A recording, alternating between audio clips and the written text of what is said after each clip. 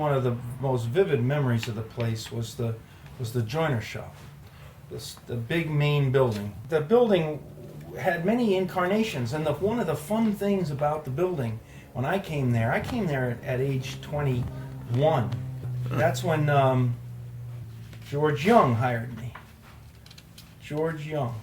And he needed a helper with woodwork. And for me it was a beautiful place because there were all these old timers kicking around. And of course they were old timers at that time. They were my age now, but they were old timers for me because I was 20. Yeah, that's what happens. That's the way it works. Mm-hmm. And but there was so much talent at that yard.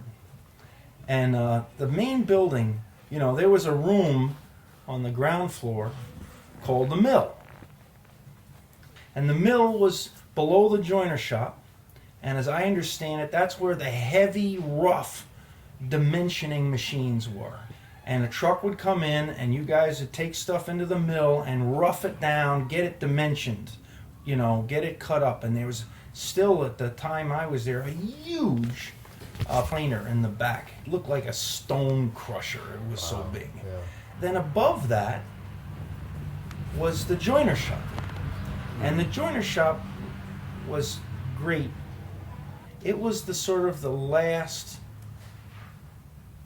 you can't say original in a yard that goes back to the Dutch. You can't say original, and that's actually the hopeful part of the story.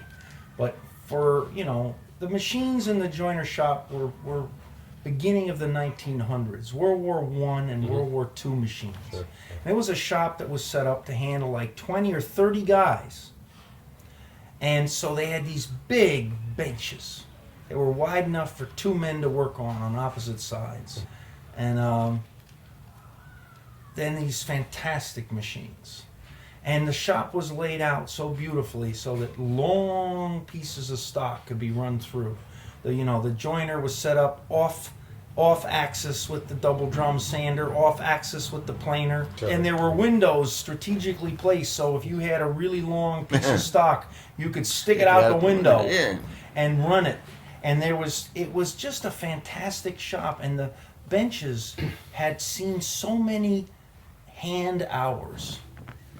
I mean, patina doesn't serve at all. It was a fantastic shop. It was the place where you would go, where you sensed that 300-man staff, and everything else had changed, and that's the nature of a yard. It changes to suit the job, but somehow the joiner shop had survived. And one of the things that I thought about in that time when it was so difficult was that, of course, my generation, we would go in the shop and say, look at these old beautiful machines. These machines are 100 years old or 90 years old. And, in a yard that's been around for 300 years, there's been lots of old machines come and go. Yeah. Those were new machines, right. As far as Petersen's boatyard was concerned. Those were new machines. And I thought to myself, and this is why we fought, to keep it a working yard. This was what drove me, aside from my commitment to Mr. Carl to look after the place, was that if you kept it going 100 years from now, there'd be some young guy, 20, 21 years old, working at that property, just loving it like I did, and looking at the old machines that were bought now, maybe, and saying, look at these great old machines. And so that was what was the true romance of the place, that it transcended all these men and all these workers.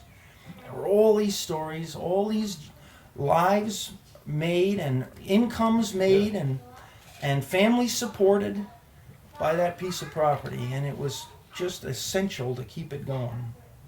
It was essential to keep it going. And now, so now Kenny, who runs the place, has got commercial vessels, and he does steel boat fabrication.